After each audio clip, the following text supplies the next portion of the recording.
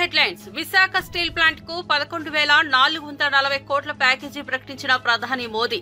కేంద్ర ప్రభుత్వానికి సీఎం చంద్రబాబు ధన్యవాదాలు తెలియజేశారు. స్టీల్ ప్లాంట్ కు ప్యాకేజీ ఇచ్చే విషయంలో ప్రత్యేక శ్రద్ధ పెట్టిన కేంద్ర ఆర్థిక మంత్రి నిర్మలా సీతారామన్, భారీ పరిశ్రమల మంత్రి కుమారస్వామి ఎన్డీఏ తరపున రాష్ట్ర ప్రభుత్వం తరపున ప్రత్యేకంగా అభినందిస్తున్నారని సీఎం చంద్రబాబు అన్నారు. ఇది సమిష్టి కృషి వల్లే సాధ్యమైందన్నారు. 7 నెలల్లోనే ప్రజలకు ఇచ్చిన హామీలు నిలబెట్టుకున్నామని, ఏపీకి అన్ని మంచి రోజులేనని సీఎం అన్నారు. ఇనాగరేషన్ గాని వేసే పరిస్థితికి వచ్చారు. ఇంకొక పక్క విశాఖపట్నానికి ఉత్తరాంధ్రలో మేము ఏది చెప్పాము అవన్నీ కూడా ఈరోజు కార్యరూపం దాల్చే పరిస్థితికి వచ్చింది. ఒక పక్క టీసీఎస్, యువతకు ఉద్యోగాలు, ఇంకొక పక్క గూగుల్ని కూడా మెప్పిస్తున్నాం, ఎంఓయూ చేశాం. అది కూడా వస్తే data centre, artificial intelligence, data అనలిటిక్స్లో ముందుకు పోతాం. ఇక్కడి నుంచి సింగపూర్కి కూడా ఏదైతే సీ కేబుల్ వేసి, ఇన్లాండ్ కేబుల్ ఒకటి సీ కేబుల్ వేసి అక్కడి నుంచి కనెక్ట్ చేసే పరిస్థితికి వస్తుంది. It is a great achievement అవుతుంది.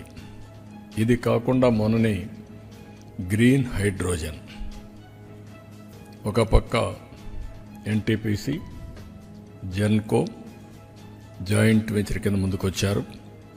1,80,000 కోట్లు ఖర్చు పెట్టే పరిస్థితికి వస్తుంది. ఇది కాకుండా ఇంకొక పక్కన మీరు చూస్తే ఏదైతే నిన్న మొన్న గట్టిగా చెప్పి ఇది చేశాం, ఆర్సీఆర్ మిత్తల్. అల్టిమేట్గా ఈ ప్రాజెక్టు 14 లక్షల మిలియన్ యూనిట్లు, 14 మిలియన్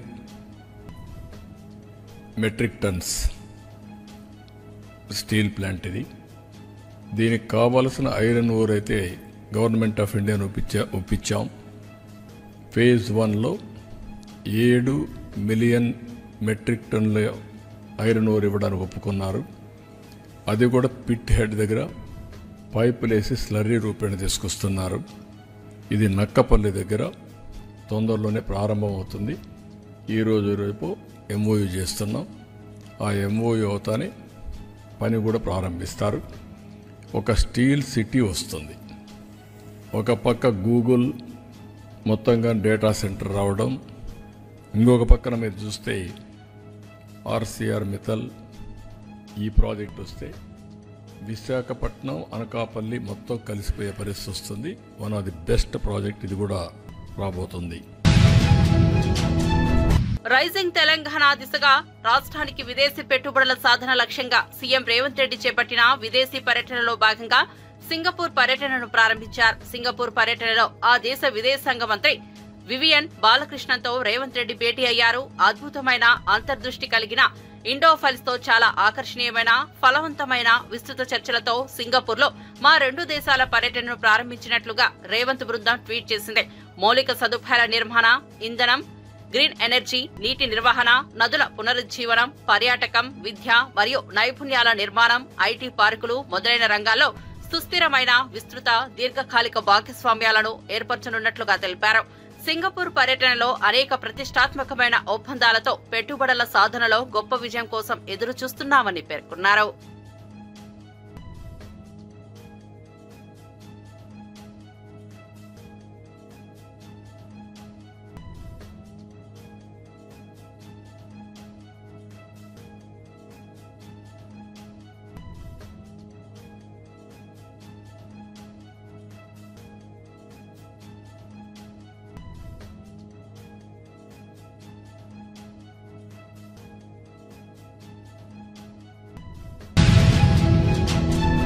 విశాఖ స్టీల్ ఫ్యాక్టరీకి 11,440 కోట్ల ప్యాకేజీని కేంద్రం ప్రకటించిన సందర్భంగా దగ్గుపాటి పురంధేశ్వరి అభినందనలు తెలియజేశారు.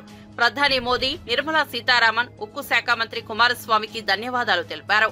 1966లో అప్పటి ప్రధాని ఇందిరాగాంధీ స్టీల్ ప్లాంట్లకు ఆమోదం తెలియజేయలేదని, తెలుగువారి పోరాటం ఫలితంగా అమృతరావు, తెన్నేటి విశ్వనాథం కృషితో ప్లాంట్ నిర్మాణం జరిగిందని గుర్తు చేశారు. విశాఖ ఉక్కు పరిశ్రమ పునరుజ్జీవానికి కేంద్రం తీసుకున్న చారిత్రాత్మక నిర్ణయం అభినందనీయమని తెలిపారు.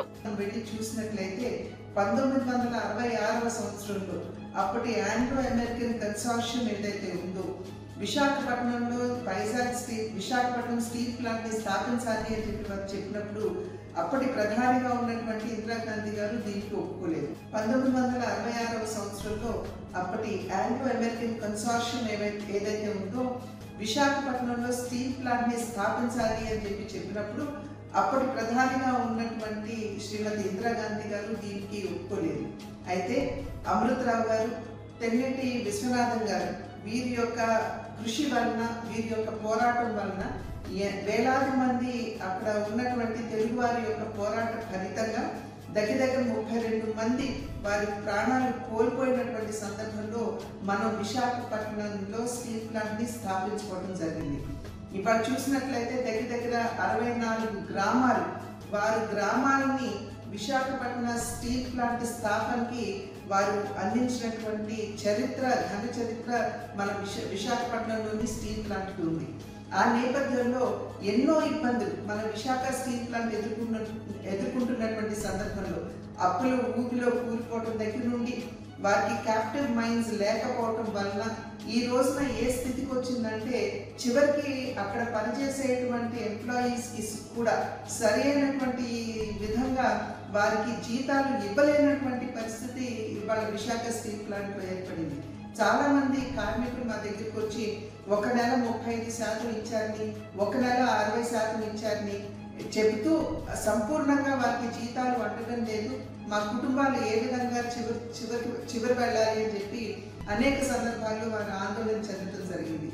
ఎప్పుడైతే ఈ విషయాలన్నీ మా దృష్టికి వచ్చాయో ఎప్పటికప్పుడు మేము విషయాలన్నీ లేఖల మాధ్యమంగా నరేంద్ర మోడీ గారి దృష్టికి, అదేవిధంగా డెలిగేషన్ని తీసుకుని వెళుతూ అక్కడ ఉన్నటువంటి పనిచేసేటువంటి కార్మికుల్ని సైతం డెలిగేషన్గా తీసుకుని కుమారస్వామి గారి దగ్గరికి, నిర్మలా సీతారామన్ గారి దగ్గరికి, పీయూష్ గోయల్ గారి దగ్గరికి కూడా తీసుకుని వెళ్ళి అనేక సందర్భాల్లో వీరి విషయాలు, వీరు ఎదుర్కొనేటువంటి ఇబ్బందులు ఇవన్నీ కూడా, అదేవిధంగా విశాఖపట్నం స్టీల్ ప్లాంట్కి సంబంధించినటువంటి సమస్యలు కూడా వారందరి దృష్టికి తీసుకెళ్ళడం జరిగింది. పేదల ఇళ్ల పథకంలో భాగంగా పట్టణాల్లో 2 సెంట్లు, గ్రామాల్లో 3 సెంట్ల చొప్పున ఇళ్ల స్థలాలు కేటాయిస్తామని మంత్రి కొలుసు పార్థసారథి తెలిపారు. కేబినెట్ ఆమోదించిన మార్గదర్శకాలను మీడియాతో పంచుకున్న మంత్రి ఈ పథకం ద్వారా అర్హులందరికీ సొంత ఇంటి కల నెరవేరుతుందని పేర్కొన్నారు. ముఖ్యమంత్రి గారు ఎంతో ప్రెస్టీజియస్ గా తీసుకున్న ప్రోగ్రాం పేదలందరికీ ఇళ్లు. ఈ ప్రోగ్రాం కింద 3 సెంట్లు రూరల్లో, 2 సెంట్లు అర్బన్ లో ఇచ్చే కార్యక్రమాన్ని చేయబోతున్నాం అని చెప్పేసి మనం చేస్తాం. పట్టణ ప్రాంతాల్లో 2 సెంట్లు ఇళ్ల పట్టాల పంపిణీకి మార్గదర్శకాలను జారీ చేయడానికి చేసిన ప్రతిపాదనకు రాష్ట్ర మంత్రి మండలి ఆమోదం తెలిపింది. దీంట్లో ఏంటంటే ఎలిజిబిలిటీ క్రైటీరియా ఒకటి మంత్రి మండలి దృష్టికి తీసుకురావడం జరిగింది. దాంట్లో ఏంటంటే ఇంతకు ముందు ఎప్పుడు కూడా ఏ గవర్నమెంట్ ద్వారా కూడా హౌసింగ్ స్కీమ్ లో లోన్ పొంది ఉండకూడదు. అప్లికెంట్స్ అందరూ కూడా బీపీఎల్ ఫ్యామిలీగా ఉండాలి. అంతేకాకుండా వాళ్ళకు కంపల్సరీగా ఆధార్ కార్డు ఉండాల్సిన అవసరం ఉంది. మెట్ట ప్రాంతం 5 ఎకరాలకు మించి ఉండకూడదు, మాగాణి ప్రాంతం 2.5 ఎకరాలకు మించి ఉండకూడదని చెప్పేసి నేను మనవి చేస్తా ఉన్నాను. అదే విధంగా గతంలో ఇళ్ల స్థలాలు ఇచ్చారు. కొన్ని వేల మంది, లక్షల మంది వారిచ్చిన లేకపోతే వారు సెలెక్ట్ చేసిన లేఅవుట్లు నివాసయోగ్యం కాదని, లేకపోతే కొన్ని చోట్ల లో లయింగ్ ఏరియా ఆల్మోస్ట్ చెరువుల్లో ఇచ్చారని, లేకపోతే బరియల్ గ్రౌండ్స్ పక్కన ఉన్నాయి అని చెప్పేసి చాలా మంది అసలు ఒక్క ఇల్లు కూడా కట్టుకున్న దాఖలాలు లేవు. వేల లేఅవుట్స్ లో వాళ్ళందరికీ కూడా ఇంత ముందు ఇచ్చిన ఎలకేషన్ రద్దు చేసి వారికి మళ్ళీ తిరిగి అర్బన్ లో అయితే 2 సెంట్లు, రూరల్ అయితే 3 సెంట్లు. ఎందుకంటే కొంతమందికి నివాసం చోటున్నారు, ఎక్కడో 30-40 కిలోమీటర్ల దూరంలో ఇచ్చారు. సో అటువంటి వాళ్ళందరూ కూడా అక్కడికి వెళ్లి మేము ఇల్లు కట్టుకోలేమని ఏదైతే చెప్పారో అటువంటి వాళ్ళందరికీ కూడా 2 సెంట్లు అర్బన్, 3 సెంట్లు రూరల్ లో ఇవ్వబడుతుందని చెప్పేసి మనం చేస్తాం. అదే విధంగా కొన్ని లేఅవుట్స్ లో ఇల్లు చాలా మంది కట్టారు, కానీ ర్యాండమ్ గా అక్కడక్కడ కొంతమంది ఇల్లు కట్ల, అవన్నీ ఖాళీగా ఉండిపోయినాయి. వాటి మూలంగా దోమలు కానివ్వండి, లేకపోతే డ్రైనేజ్ వాటర్ కానివ్వండి, అవన్నీ నిలబడటం, పక్క ఇళ్ల వాళ్ళకి ఇబ్బందికరంగా ఉండటం, ఆ ల్యాండ్ ఓనర్స్ కి ఏమో ఇంట్రెస్ట్ లేకపోవడం అక్కడ కట్టడానికి, రకరకాల కారణాల మూలంగా అవన్నీ ఉన్నాయి. కాబట్టి ఆ అలాట్మెంట్ క్యాన్సిల్ చేసి మళ్ళీ ఎవరైతే ఇల్లు కట్టుకోవడానికి సుముఖంగా ఉన్నారో వాళ్ళకి తిరిగి అలాట్ చేయబడుతుందని చెప్పేసి కూడా నేను ఈ సందర్భంగా తెలియజేస్తా ఉన్నాను. 3 రోజుల పాటు జరిగిన రైతు పండుగ విజయవంతంగా సాగిందని సీఎం రేవంత్ రెడ్డి రైతులను పెద్దన్నగా ఉండి పాలన సాగిస్తున్నారని తెలంగాణ వ్యవసాయం రైతు కమిషన్ అభివర్ణించింది. ఈ మేరకు వ్యవసాయ రైతు కమిషన్ కార్యాలయంలో చైర్మన్ కోదండరెడ్డి సభ్యులు కెవిన్ రెడ్డి, గోపాల్ రెడ్డి, మరికంటి భవానీ, చెవిటి వెంకన్నతో సమావేశమై పర్యావరణ, సామాజికవేత్త, దొంతి నరసింహారెడ్డి వివిధ అంశాలపై చర్చించారు. రైతు బాంధవుడిగా సీఎం రేవంత్ రెడ్డి పనిచేస్తున్నారని కమిషన్ చైర్మన్ కోదండరెడ్డి సభ్యులు తెలిపారు. ఇప్పటికే రాష్ట్ర ప్రభుత్వం 18,000 కోట్ల రుణమాఫీ చేసిందని, రైతు పండుగలో మరో 3,000 కోట్ల రుణమాఫీ చేస్తున్నట్లు సీఎం ప్రకటించడం సంతోషమన్నారు.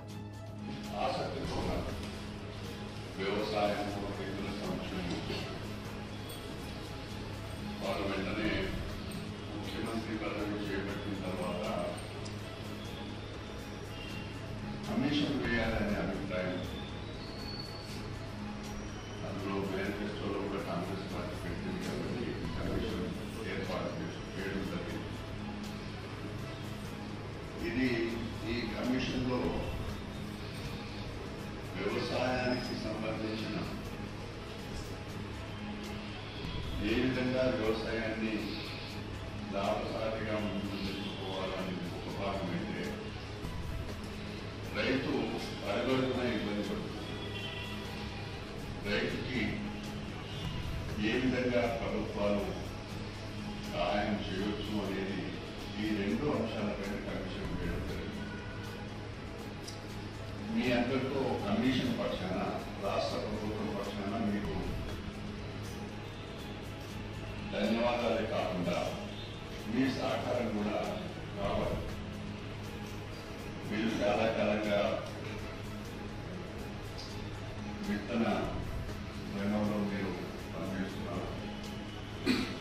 అనేకమైన ఇబ్బందులు వచ్చినాయి గతంలో కూడా. సో నాకుండే అభిప్రాయం, నేను ప్రతిపక్షంలో ఉన్నప్పుడు 1994 అప్పుడు పత్తి విత్తనాలు కలిపి వరంగల్లో బాగా రైతులకు మోసం చేసింది. పంట బాగా నష్టమైంది. పార్టీ నన్ను ఆదేశించింది అక్కడ వరంగల్ జిల్లాకు వెళ్ళమని. చిత్తూరు జిల్లా ఏర్పేడు మండలంలోని ప్రసిద్ధ గుడిమల్లం శ్రీ పరమరామేశ్వరి స్వామి ఆలయాన్ని మాజీ మంత్రి ఆర్కే రోజా సందర్శించారు. స్వామివారిని దర్శించుకుని ప్రత్యేక పూజలు నిర్వహించిన ఆమె ఆలయ పరిసరాలను సుదీర్ఘంగా పరిశీలించారు. ఆలయానికి చెందిన చారిత్రక ప్రత్యేకతలు తెలుసుకున్న రోజా ఆలయ అభివృద్ధి కార్యక్రమాలకు తన వంతు సహాయం అందించనున్నట్లు తెలిపారు. భక్తులు పెద్ద సంఖ్యలో స్వామి దర్శనానికి తరలివచ్చారు. ఆలయ నిర్వాహకులు రోజుకు స్వాగతం పలికి దర్శన ఏర్పాట్లు చేశారు. మమ అంతరిక్షముర గౌతమఖ్యం పవతాం తామి అస్మిన్ దేవాద్రవిణమాయ జంతాం మయ్యా శ్రీరస్తు మయ దేవహూతిః. ఓం ధ్రువం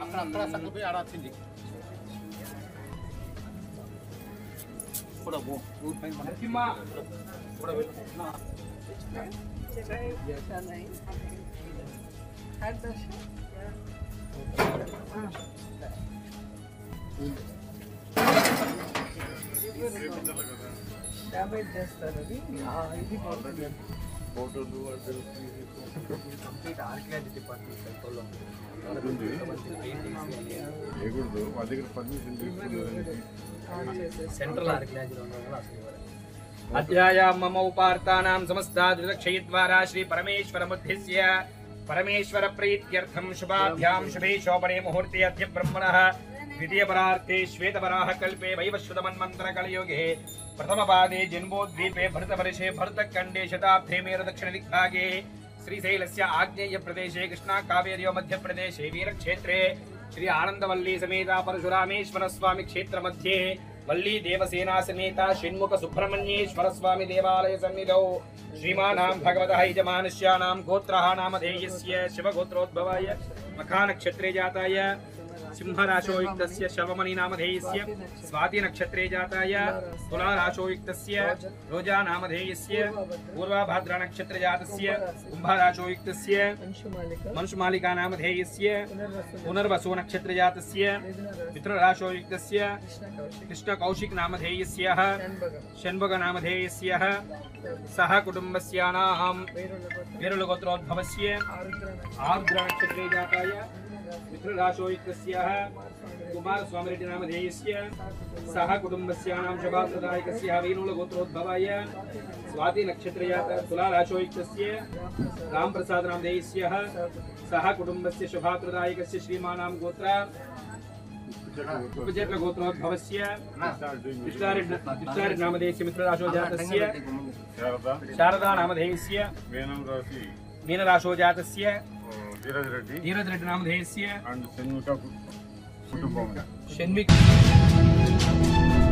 ప్రమాదం జరిగిన వెంటనే క్షణాల్లో ఆ సమాచారం హైడ్రాకు చేరేలా టెక్నాలజీని తీసుకుని రావాలని హైడ్రా కమిషనర్ ఏవి రంగనాథ్ అన్నారు. శుక్రవారం తెల్లవారుజామున పాత ముంబై హైవే దారిలోని షేక్పేటలో అగ్ని ప్రమాదం జరిగిన డ్యూక్స్ అవెన్యూ భవనాన్ని హైడ్రా కమిషనర్ ఏవి రంగనాథ్ పరిశీలించారు. ఈ సందర్భంగా ప్రమాదానికి గల కారణాలను అక్కడి హైడ్రా డీఆర్ఎఫ్ ఫైర్ బృందాలను అడిగి తెలుసుకున్నారు. అలాగే అగ్ని ప్రమాదం చోటు చేసుకున్న 2వ అంతస్తుని పరిశీలించారు. ఆకాశ్ ఇన్స్టిట్యూట్ నడుస్తున్న 2వ అంతస్తు మొత్తం అగ్నికి ఆహుతైంది. అగ్ని ప్రమాద సమాచారం తెలియగానే అక్కడికి చేరుకున్న అగ్నిమాపక దళంతో పాటు హైడ్రా డిజాస్టర్స్ రెస్పాన్స్ ఫోర్స్ మంటలను 2వ అంతస్తుకే పరిమితం చేశారని వారు తెలిపారు.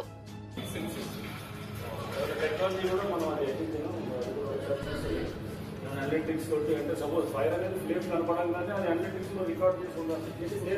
ఏ బేస్డ్ ఉంటాయి ఫైండ్ అవుట్ బట్ ఫైర్ తీసుకున్నారు ఇది నామ్స్ ప్రకారం చేశారు. బట్ పాసిబిలిటీ లోపల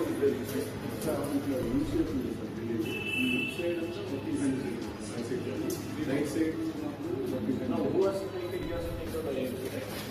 one of the problems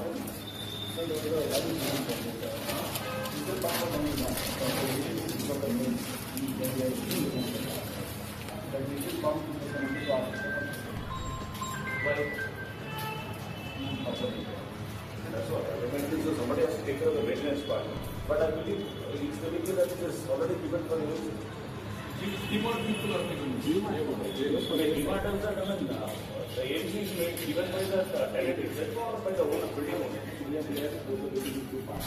We have no link to that. The DMART have purchased it.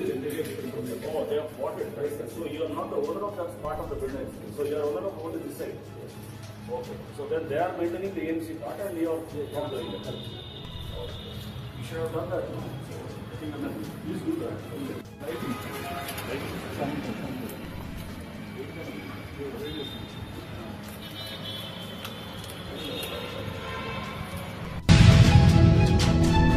Paris Paralympics పతక విజేత తెలంగాణ ముద్దుబిడ్డ దీప్తి జీవాంజీ రాష్ట్రపతి ద్రౌపది ముర్ము చేతుల మీదుగా అర్జున అవార్డు అందుకున్నారు. 2025 జనవరి 17వ తేదీన రాష్ట్రపతి భవన్లో జరిగిన ప్రత్యేక కార్యక్రమంలో రాష్ట్రపతి ముర్ము దీప్తికి అవార్డు ప్రదానం చేశారు. తెలంగాణలోని వరంగల్ జిల్లా కల్లడి గ్రామానికి చెందిన దీప్తి 2024లో పారిస్ వేదికగా జరిగిన పారాలింపిక్స్ లో బ్రాండ్ మెడల్ గెలిచిన విషయం తెలిసిందే. 400 మీటర్ల T20 విభాగం ఫైనల్స్ లో 55.82 సెకండ్లో రేస్ ని కంప్లీట్ చేసి దీప్తి కాంస్య పతకం కొల్లగొట్టింది. सुश्री जीवन जी दीप्ति देश की सबसे उत्कृष्ट पैरा एथलेटिक्स खिलाड़ियों में से एक है. उन्होंने 2024 पैरालंपिक खेलों में कांस्य पदक, 2024 विश्व चैंपियनशिप में स्वर्ण पदक, 2023 चौथे एशियाई पैरा खेलों में स्वर्ण पदक हासिल किए. सुश्री जीवन जी दीप्ति को पैरा एथलेटिक्स खेल में उनकी उत्कृष्ट उपलब्धियों की मान्यता प्रदान करते हुए वर्ष 2024 के लिए अर्जुन पुरस्कार प्रदान किया जाता है. सुश्री जीवन जी दीप्ति.